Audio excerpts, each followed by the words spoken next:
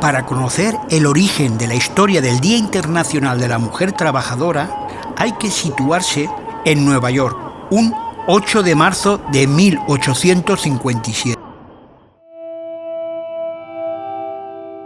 La fábrica textil, con 146 mujeres, mueren a causa de un incendio provocado.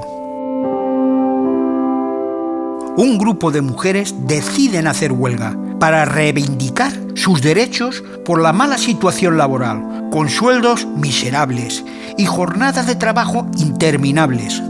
La tragedia sucedió cuando las trabajadoras decidieron encerrarse en la fábrica, que ocupaban las 3 plantas superiores del edificio donde trabajaban.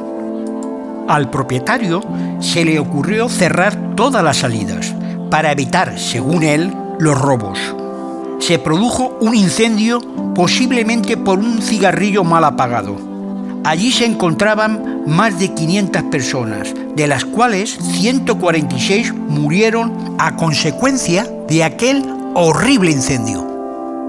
De las mujeres trabajadoras es el morado, y es porque el humo que sale del incendio es morado. Entonces se dice que por eso es el color, y también es una reivindicación sobre todo de los derechos de las mujeres, y por eso no es una fecha para regalar. La cuestión no es una celebración, porque en realidad es un aniversario luctuoso, digamos, ¿no? Y son lo importante de conmemorar estas fechas es ver en qué punto estamos ahora mismo, que hemos conseguido y qué falta todavía para las reivindicaciones laborales, sociales, económicas, políticas de las mujeres, y bueno, en muchos casos no solamente de las mujeres, pero esta celebración específica sí se trata como de revisar esta parte de la sociedad que equivale a la mitad de la humanidad, y que de alguna manera en muchos espacios, incluyendo México, todavía no alcanzamos esa condición de humanidad reconocida.